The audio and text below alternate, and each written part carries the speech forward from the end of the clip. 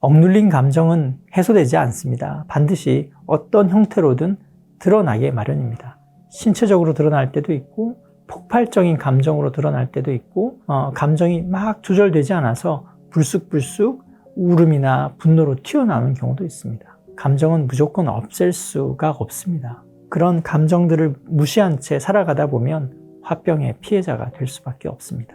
자신의 부정적인 감정에 휩싸여 있는 것이 아니라 그 감정의 힘으로부터 다소간 벗어나기 위해서 내가 좋아하는 일, 긍정적으로 여기는 일에 몰입을 하는 것입니다. 때로는 일상에 집중하는 것도 도움이 될 수 있습니다. 이런 단순하고 의미 있는 몰입 행동들이 부정적인 감정의 힘으로부터 자기 자신을 조금 떨어뜨려 놓고 보호해 줄 수 있게 도와주기 때문입니다. 우리나라의 중년 여성에게 화병이 굉장히 흔합니다. 처음에는 내과나 다른 과를 전전하다가 정신과에 찾아오는 환자분들 중에 이런 환자분들이 있습니다.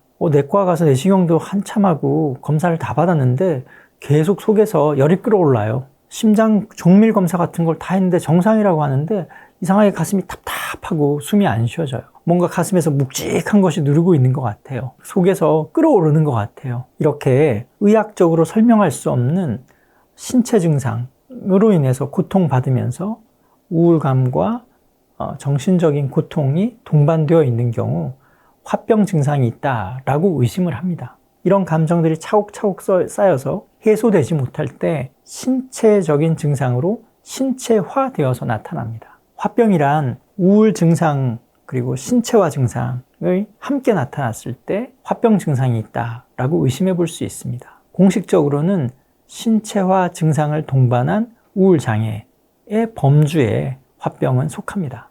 주변을 한번 둘러보십시오. 의학적 검사를 통해서 특별한 원인이 밝혀지지 않았는데도 불구하고 계속 몸 여기저기가 아프다고 하면서 소화가 되지 않는다, 두통이 있다, 가슴이 답답하다 라는 증상을 지속적으로 호소하면서 우울감과 부정적인 감정에 휩싸여서 고통받고 있는 사람이 있다면 혹시 화병이 있는 건 아닌가 라고 한번 확인해 보셔도 좋습니다. 요즘 상담을 하다 보면 자기 감정이 잘 조절되지 않는다라고 하면서 병원을 찾는 분들이 꽤 많습니다. 내 마음인데도 내 감정인데도 조절이 되지 않는다라고 하면서 선생님 지하철을 타다가 아무런 이유도 없는데 갑자기 눈물이 쏟아져서 너무 당황했어요. 회사에서 회의를 하는데 갑자기 심장이 막 벌렁벌렁 거리면서 불안해졌는데 그 이유를 찾지 못하겠어요. 내 마음이 왜 이렇게 움직이는지 저도 잘 모르겠어요. 그러면서 감정이 자기 마음대로 요동친다고 놀래서 병원에 찾아오는 것입니다. 혹시 이런 자기 감정이 잘 조절되지 않는다라고 느낀다면 평소에 자기 감정을 잘 돌보고 있는지 점검을 해보셔야 해요. 내가 우울한데도 참고 있는 건 아닌지, 불안한 걸 잘 해소하고 있는지 하고 말이죠. 우선 자기 감정을 그대로 있는 그대로 인식하고 알아차리는 것이 먼저입니다. 내가 우울하구나 라고 해야지 술이 땡기네 라고 해서는 안 됩니다. 내가 불안해 라고 해야지 짜증나 이렇게 해서는 곤란합니다. 회사에서 스트레스 받고 힘들어서 괴롭습니다. 때로는 불안해요. 그런데 집에 와서 아이들에게 아내에게 짜증내고 화내는 건 자기 감정을 속이는 일입니다. 때로는 스트레스 받고 낙담할 수 있습니다. 우울해질 수 있어요. 그럴 때 그냥 내가 좀 지쳤구나 라고 하면 되는데 세상 사는 게 너무 힘들어 혼자 있고 싶어 산속으로 들어갈래 라고 하는 건 회피일 수 있습니다. 자기 감정을 있는 그대로 바라보고 자기 감정을 인식하는 것, 이것이 첫 번째입니다. 두 번째, 감정을 말로 표현할 수 있어야 합니다.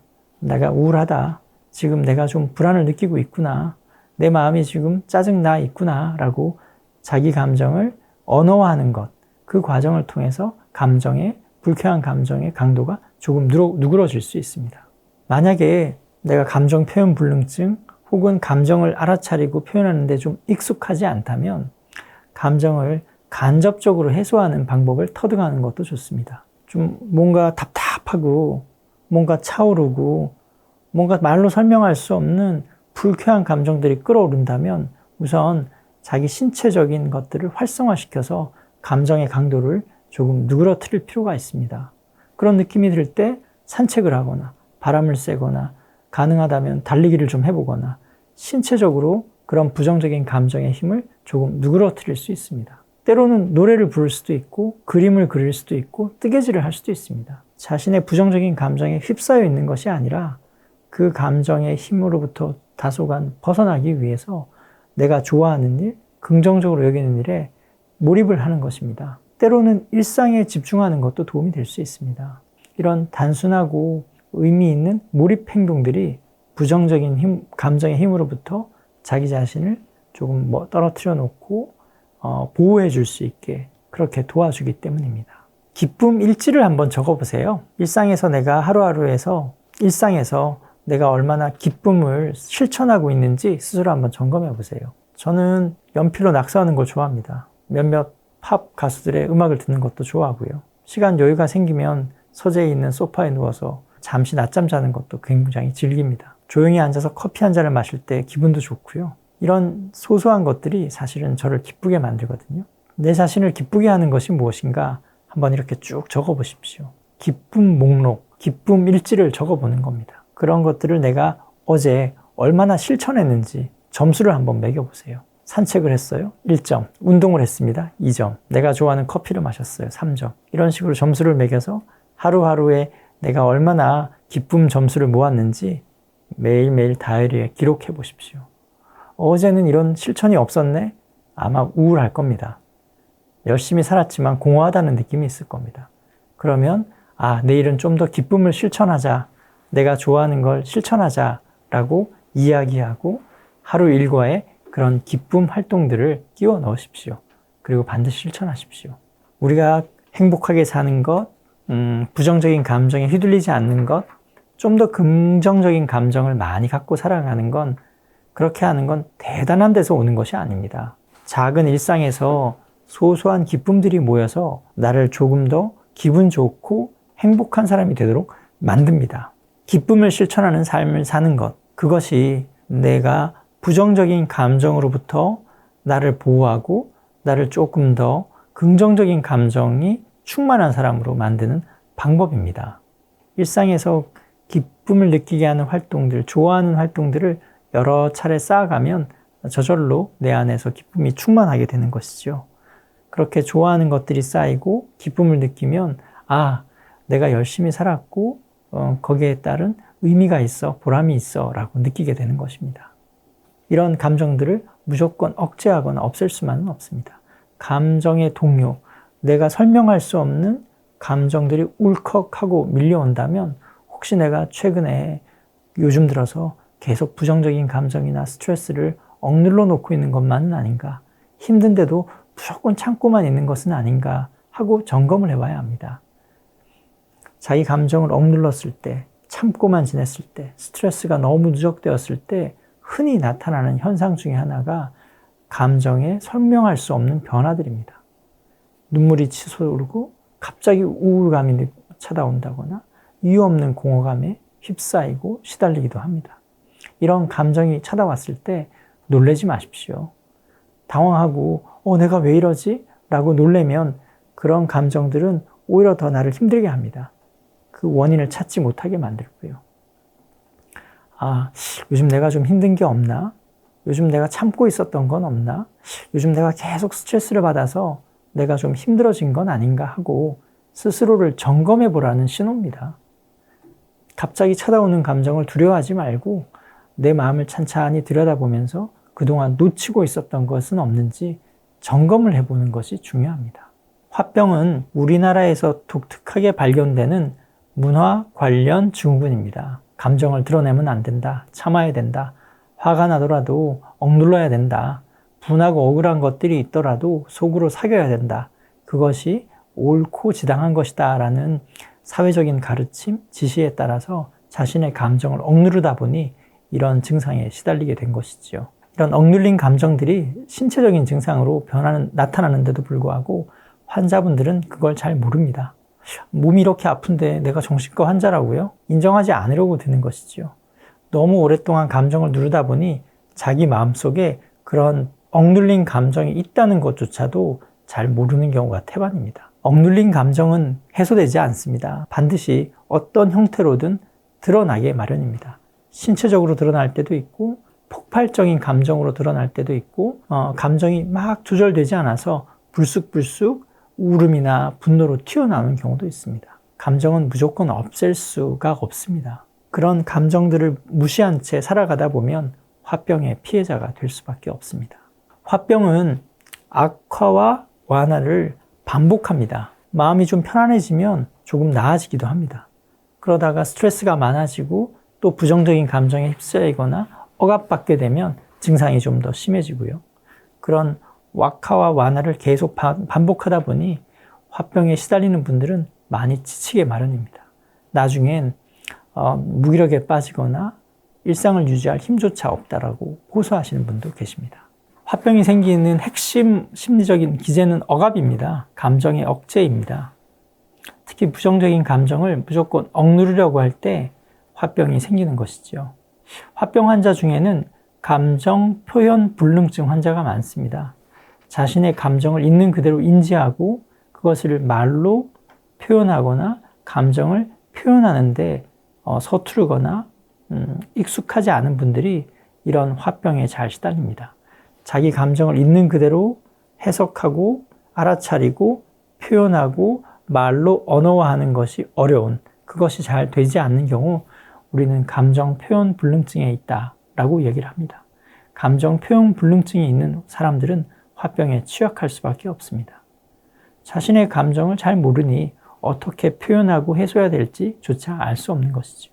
평소에 감정을 많이 억누르려고 하는 사람들 중에는 당신의 마음이 어떠세요?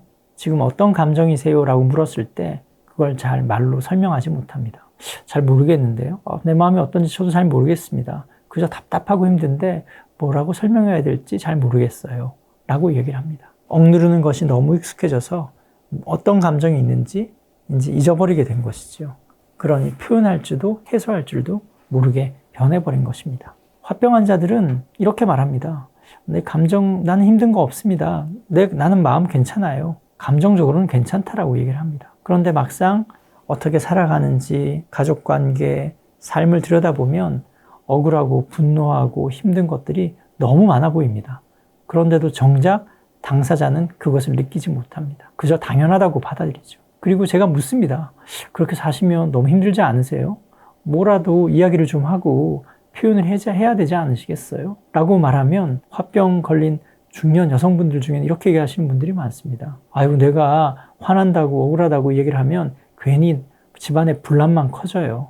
남편이랑 갈등만 커져요. 어른들과 오히려 더 사이가 나빠지니까 그냥 내가 참고 사는 게 정답이에요. 나만 참으면 모든 게 해결되는데 뭐하러 그런 이야기를 해요. 이렇게 얘기를 합니다. 이런 식으로 자기 감정은 뒤로 밀어놓고 자기의 욕구는 희생하고 억울하고 분한 것들은 그냥 그저 참아야 당연한 것처럼 인식하고 살다 보면 자기 감정에는 소홀해지고 이런 것들이 하나 둘 모여서 내 몸을 아프게 만들고 나를 우울하게 만듭니다. 때로는 화병 환자들은 자신의 의지로 이겨내보겠다라고 얘기를 하는 경우도 있습니다. 내 의지로 이런 힘든 상황들을 헤쳐나가 보겠다. 그렇게 될까요? 그렇지 않습니다. 그렇게 되지 않습니다. 의지로 자신의 감정을 바꿀 수 없습니다. 억울한 것들이 의지로 없어질 수 없습니다. 때로는 가족들도 이렇게 합니다. 좀 참아봐. 당신이 의지로 기분을 좋게 한번 만들어봐. 마음을 굳게 먹고 좀 견뎌봐. 이런 이야기들이 오히려 더 감정을 억누르게 만들기도 하죠. 자기 감정을 돌보기보다는 무시하는 데 익숙해져 버리는 것입니다. 성격 탓이다라고 얘기하는 경우도 있습니다. 그저 참는 게 내 성향이에요. 혹은 가족들도 저 사람은 원래 성격이 그래. 표현할 줄 모르고 그냥 그렇게 지내는 사람이야 라는 식으로요. 성격으로 이 문제를 돌려버리는 것이죠. 이런 식으로 원래 나는 그런 사람이다 라고 규정해버리면 화병에서 벗어날 수 없습니다. 우리의 감정은 물속에 든 풍선과 같습니다. 감정을 꾹 눌러놓을 수는 있지만 손에 힘이 빠져버리면 어느 순간 물 밖으로 툭 하고 튀어나오는 것이죠. 절대로 그 억눌린 감정들은 사라지지 않습니다. 언젠간 튀어나오게 마련이고요. 주변에 화병으로 힘들어하시는 분이 있다면 우선 그분의 감정을 읽어줄 수 있어야 합니다. 많이 우울했겠구나. 저런 과정에서, 저런 삶 속에서 굉장히 억울하셨겠구나. 서운한 일이 많았겠구나. 타인이 그런 감정을 읽어주고 인정해주고 표현해줬을 때 화병 환자도 자신의 감정을 돌아볼 수 있고 자기 마음을 그제야 알아차리기도 합니다. 그리고 이렇게 그들의 가치에 대해서 인정해줘야 합니다. 이렇게 우울하고 힘든 시간 동안에도 가족을 위해서 이렇게 헌신하셨다니 그저 대단할 따름입니다. 감사합니다. 이렇게 힘든 시간들 속에서도 꿋꿋이 자기 자리를 지켜주셔서 그래서 우리 가족이 행복할 수 있었어요 라고 말이죠. 그분의 있는 그대로의 감정을 읽어주는 것과 더불어 그 사람의 행동이 우리에게 주어졌던 여러 가지 가치들, 그리고 우리를 위해서 희생했던 그 가치들을 동시에 인정하고 긍정해줘야만 비로소 어느 정도 감정이 해소될 수 있는 것이니까요.